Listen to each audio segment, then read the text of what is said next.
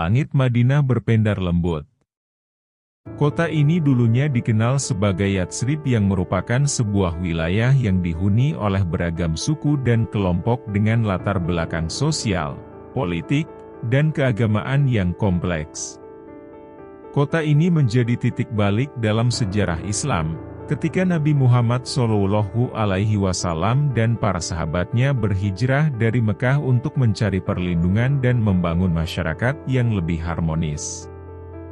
Madinah bukan sekedar tempat perlindungan, tetapi juga menjadi pusat peradaban Islam pertama yang dipimpin langsung oleh Nabi Muhammad. Dengan berbagai tantangan, dari konflik antar suku, dominasi ekonomi kaum Yahudi, hingga sistem sosial yang masih terpecah, Nabi Muhammad berhasil menciptakan tatanan baru yang lebih adil, dan berlandaskan persaudaraan. Melalui Piagam Madinah, beliau menyatukan berbagai kelompok dalam sebuah sistem pemerintahan yang damai, sekaligus membangun fondasi ekonomi dan keagamaan yang kuat. Dari kota inilah cahaya Islam menyebar ke seluruh penjuru Jazirah Arab dan dunia. Keberhasilan Madinah sebagai pusat pemerintahan Islam pertama, menjadi bukti nyata bagaimana kepemimpinan, kebijaksanaan, dan nilai-nilai Islam mampu menciptakan masyarakat yang sejahtera dan berkeadilan. Siang itu, ketika Rasulullah SAW dan para sahabat bersiap menempuh perjalanan panjang menuju Tanah Suci. Dengan niat suci untuk menunaikan ibadah umroh, bukan untuk mengangkat senjata dalam rangka berperang. Namun, dari kejauhan, awan ketegangan telah menggelayut di atas kota Mekah. Kaum Quraisy, yang selama ini menjadi musuh utama Islam, tak rela membiarkan kaum muslimin memasuki kota mereka, bahkan hanya untuk beribadah. Di tengah gurun Hudaybiyah, di bawah terik matahari yang membakar, dua pihak yang selama bertahun-tahun saling berhadapan dalam pertempuran kini bertemu di meja perundingan. Rasulullah SAW duduk dengan keteguhan hati, matanya memancarkan ketenangan, sementara utusan Quraisy mencoba menekan dan menggoyahkan posisi kaum muslimin. Ketika kesepakatan akhirnya tercapai, banyak di antara para sahabat yang merasa kecewa. Perjanjian itu, di mata mereka, tampak lebih menguntungkan Quraisy daripada Islam.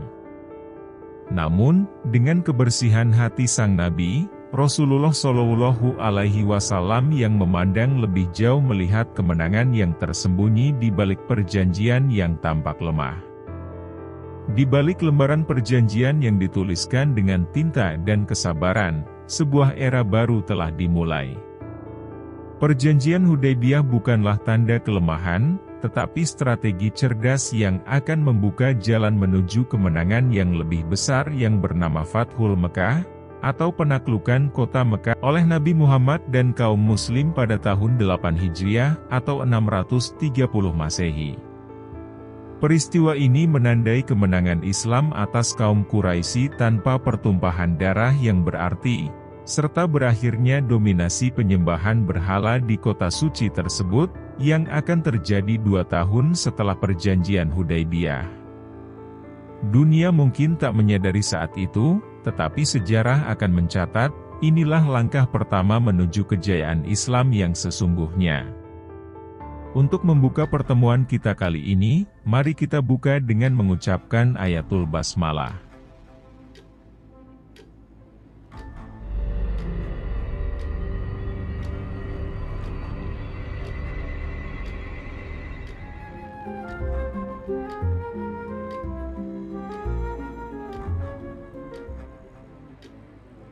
Pada tahun ke-6 Hijriah atau 628 Masehi, Rasulullah SAW mendapat wahyu untuk menunaikan ibadah umroh bersama para sahabatnya. Beliau mengajak kaum muslimin di Madinah untuk berangkat ke Mekah yang berjarak 450 km dengan niat damai, tanpa membawa senjata perang, hanya membawa pedang yang tersarung sebagaimana layaknya seorang musafir. Berita keberangkatan kaum muslimin ini sampai ke telinga kaum Quraisy di Mekah. Mereka merasa terancam dan mengira bahwa umroh yang dilakukan Nabi Muhammad dengan kaum muslimin ini hanyalah dalih untuk menyerang Mekah.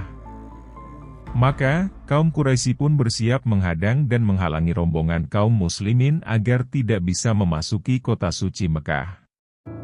Kaum kafir Quraisy, mereka adalah sekelompok orang dari suku Quraisy di Mekah yang menentang ajaran Islam yang dibawa oleh Nabi Muhammad. Mereka disebut kafir, karena mereka menolak keesaan Allah Subhanahu wa Ta'ala dan ajaran Islam, serta tetap mempertahankan keyakinan mereka kepada berhala-berhala yang disembah nenek moyang mereka. Orang kafir Quraisy ini memiliki ciri-ciri, dan di antara ciri-cirinya adalah 1. Penyembah berhala. Mereka menyembah banyak dewa dan patung seperti Lata, Uzza, dan Manat. 2. Menentang dakwah Nabi Muhammad. Mereka menolak ajaran tauhid dan kerasulan Nabi Muhammad Shallallahu Alaihi Wasallam karena bertentangan dengan kepercayaan nenek moyang mereka. 3. Menganiaya kaum muslimin. Mereka suka menyiksa dan menindas kaum muslimin, terutama para sahabat yang lemah seperti Bilal bin Robah, Ammar bin Yasir, dan Sumayyah yang akhirnya mati syahid. 4. Memusuhi Nabi Muhammad Shallallahu Alaihi Wasallam. Mereka berusaha membunuh Nabi Muhammad, memboikot umat Islam, serta menyebarkan fitnah dan tuduhan palsu. 5. Pemimpin kaum kafir Quraisy. Beberapa tokoh utama yang memusuhi Islam adalah Abu Jahal atau Amr bin Hisham, musuh utama Islam, dikenal kejam terhadap umat Muslim. Abu Lahab, paman Nabi yang sangat menentang Islam. Namanya disebut dalam surah Al-Lahab. Utbah dan Syaibah bin Rabi'ah, pemimpin Quraisy yang tewas di Perang Badar. Umayyah bin Khalaf, penyiksa Bilal bin Rabah. Mereka kaum kafir Quraisy adalah kelompok orang yang menolak Islam, memusuhi Nabi Muhammad, dan berusaha menghentikan dakwah Islam, tetapi akhirnya banyak di antara mereka yang tunduk kepada Islam setelah Mekah ditaklukkan.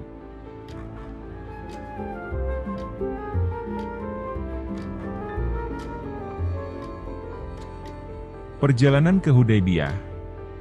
Rasulullah Shallallahu Alaihi Wasallam dan sekitar 1.400 sahabat berangkat dari Madinah menuju Mekah.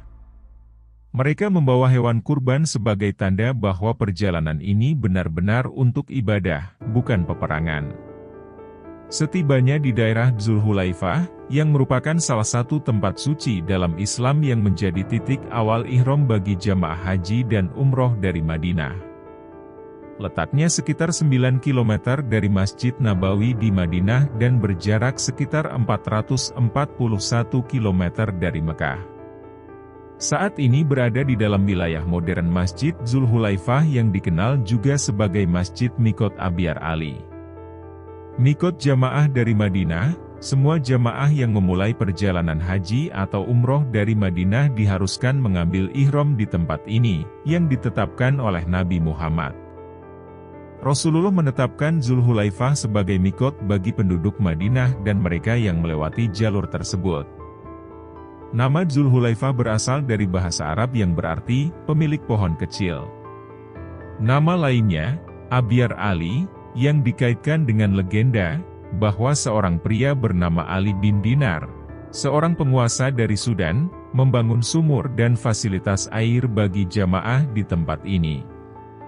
Dalam sejarah Islam, tempat ini sering dikunjungi oleh Nabi Muhammad dan para sahabatnya sebelum menunaikan ibadah haji dan umroh. Saat ini, masjid ini menjadi salah satu masjid miqat terbesar di Arab Saudi. Dilengkapi dengan tempat wudhu, area mandi, dan fasilitas ihram bagi jamaah. Rasulullah dan para sahabat mengenakan pakaian ihram, menegaskan bahwa tujuan mereka memang betul-betul murni untuk umroh. Dan ketika mendekati Mekah, kaum Quraisy mengirim pasukan untuk menghalangi perjalanan mereka. Maka, dengan itu Rasulullah pun mengubah rute dan memilih jalan yang lebih sulit dengan melewati perbukitan dan lembah yang berbahaya, hingga tiba di sebuah tempat yang bernama Hudaybiyah, yang terletak di dekat Mekah. Di tempat inilah kaum muslimin berhenti dan berkemah, sembari menunggu keputusan dari kaum kafir Quraisy.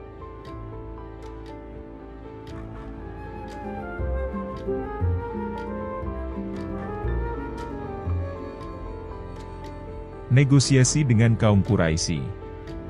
Rasulullah Shallallahu Alaihi Wasallam ingin menyampaikan maksud baiknya kepada Quraisy dan menghindari pertumpahan darah. Oleh karena itu, beliau mengirim beberapa utusan untuk bernegosiasi. Pertama, Haros bin Umayyah. Nama lengkapnya adalah Haros bin Umayyah bin Al-Faqih bin Al-Mughirah Al-Makhzumi. Ia berasal dari Bani Makhzum, salah satu klan terkemuka dalam suku Quraisy di Mekah.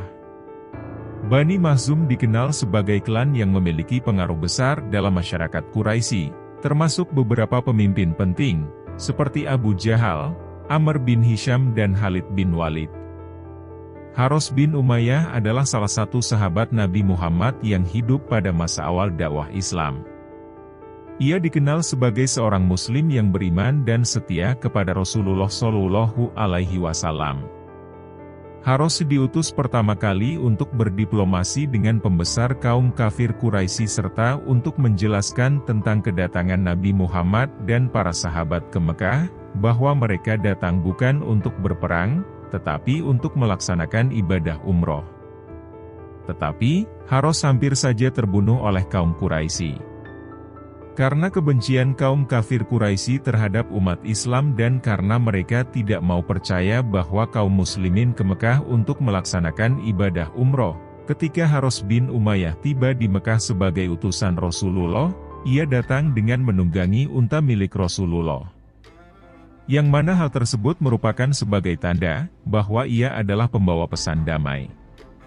Namun, kaum Quraisy tidak mempercayainya dan tidak mau menerima kehadiran Haros dengan baik. Mereka menyerang Haros bin Umayyah dan hampir saja membunuhnya. Adapun yang menyerangnya adalah Ikrimah bin Abu Jahal anak Abu Jahal dan beberapa orang Quraisy. Mereka mencoba menghabisi nyawa Haros. Namun, ia berhasil diselamatkan oleh orang-orang Quraisy yang lain, yang masih menghormati aturan diplomasi di antara suku Arab, sehingga ia akhirnya kembali dengan selamat kepada Rasulullah dan sahabat. Setelah upaya Haros bin Umayyah gagal, Rasulullah kemudian mengutus Utsman bin Affan sebagai negosiator berikutnya. Utsman pun tiba di Mekah dan menyampaikan pesan Rasulullah bahwa kaum muslimin hanya ingin menunaikan umroh dan tidak berniat perang. Namun, Quraisy tetap menolak dan menahan Utsman di Mekah. Ketika Utsman bin Affan juga tidak segera kembali, tersebar kabar bahwa ia telah dibunuh oleh Quraisy, yang kemudian memicu Baiat Ridwan, yaitu sumpah setia kaum muslimin di bawah pohon kepada Rasulullah untuk berperang jika Utsman terbunuh. Rasulullah Shallallahu Alaihi Wasallam mengumpulkan para sahabat di bawah sebuah pohon dan meminta mereka bersumpah setia untuk membela Islam hingga titik darah penghabisan. Sumpah ini dikenal sebagai Baiat Ridwan. Allah mengabadikan peristiwa ini dalam Al-Quran. Sesungguhnya Allah telah meridho orang-orang mukmin ketika mereka berjanji setia kepadamu di bawah pohon. Quran Surat Al-Fat ayat 18. Setelah Quraisy mengetahui keteguhan hati kaum muslimin, mereka menjadi gentar dan akhirnya bersedia untuk melakukan perundingan. Perjanjian Hudaybiyah. Kaum Quraisy mengirimkan Suhail bin Amr. Suhail bin Amr adalah seorang pemuka Quraisy yang dikenal sebagai seorang orator ulung dan negosiator handal. Ia berasal dari suku Quraisy dan memiliki peran penting dalam sejarah awal Islam. Pada awalnya, ia menentang Nabi Muhammad dan termasuk di antara para pemimpin Quraisy yang menolak melindungi Nabi saat beliau kembali dari Thaif. Dari sisi keluarga, Suhail bin Amr memiliki beberapa anak, di antaranya Abu Jandal bin Suhail dan Abdullah bin Suhail.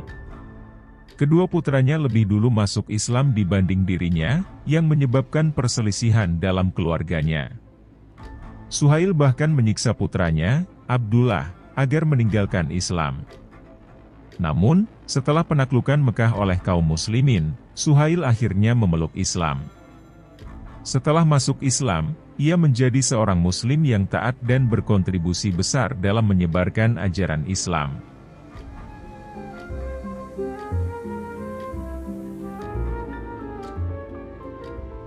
Pada saat itu, ketika Suhail masih menjadi bagian dari pihak kaum kafir Quraisy, ia datang sebagai diplomat dari pihak kaum Quraisy. Ia datang dengan sikap keras. Ia menolak banyak permintaan Muslim dan menetapkan syarat yang berat bagi kaum Muslim. Namun Rasulullah tetap bersabar dan menerima banyak syarat dari kafir Quraisy meskipun tampak merugikan kaum Muslimin. Dan disusunlah perjanjian oleh Ali bin Abi Thalib dari pihak Muslim.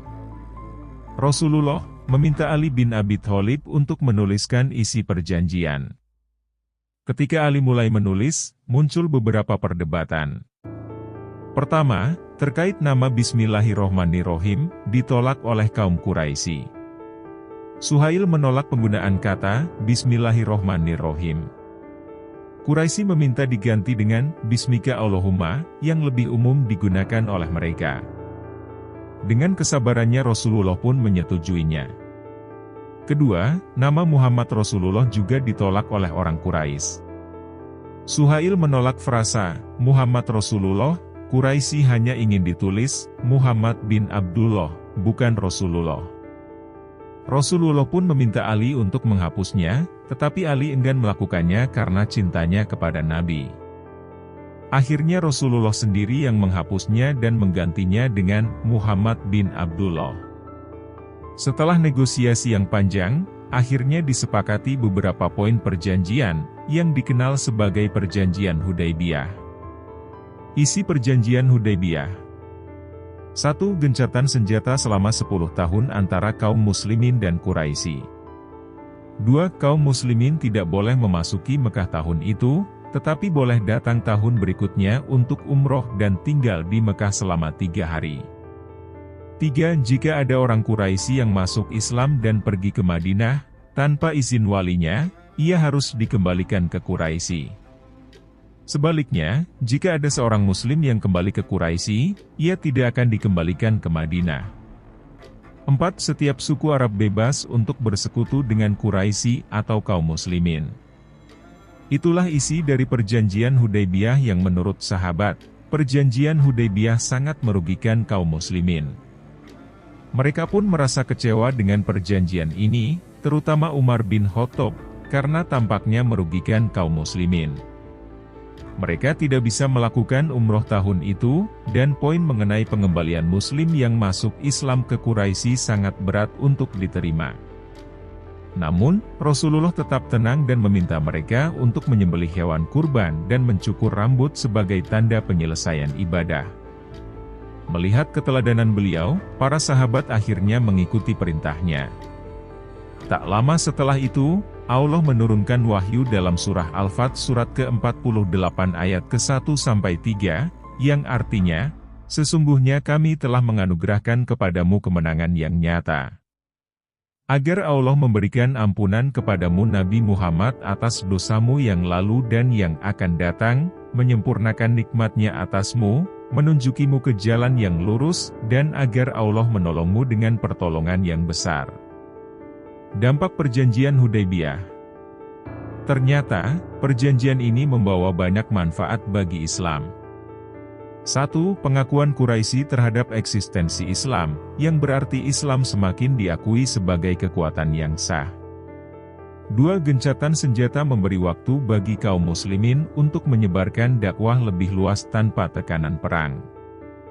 3. Banyak tokoh Quraisy yang akhirnya masuk Islam, seperti Khalid bin Walid dan Amr bin As, termasuk Suhail, diplomat dari kaum kafir Quraisy. 4. 2 tahun kemudian, Quraisy melanggar perjanjian, yang menjadi alasan bagi kaum muslimin untuk menaklukkan Mekah secara damai pada tahun 8 Hijriah. Perjalanan Hudaybiyah bukan hanya sekadar peristiwa sejarah, tetapi juga bukti kebijaksanaan Rasulullah Shallallahu Alaihi Wasallam dalam strategi diplomasi. Meskipun tampaknya menguntungkan Quraisy, perjanjian ini justru membuka jalan bagi kemenangan Islam. Perjanjian Hudaybiyah adalah pelajaran berharga bahwa kesabaran, strategi, dan keyakinan kepada Allah akan selalu membawa kemenangan pada akhirnya. Perjanjian Hudaybiyah adalah bagian penting dari peristiwa bersejarah yang terjadi pada tahun 628 Masehi atau 6 Hijriah, antara Nabi Muhammad dan kaum Quraisy di Mekah. Perjanjian ini menjadi langkah penting dalam penyebaran Islam dan membentuk dasar bagi hubungan damai antara kaum muslimin dan Quraisy pada saat itu. Perjanjian ini bertujuan untuk menghentikan permusuhan dan kekerasan, serta menciptakan kondisi yang memungkinkan kedua belah pihak untuk hidup berdampingan secara damai dan mengutamakan dialog dalam menyelesaikan segala perselisihan. Dengan adanya perjanjian ini, kedua belah pihak sepakat untuk mengakhiri konflik yang telah berlangsung lama, dan mengutamakan perdamaian sebagai jalan menuju kesejahteraan bersama. Demikianlah pembahasan kita kali ini, semoga bermanfaat bagi kita semua dan dapat menambah ketakwaan kita kepada Allah Ta'ala. Amin. Mari kita tutup pembahasan tentang perjanjian Hudaybiyah ini, dengan mengucapkan ayatul hamdalah, Alhamdulillah.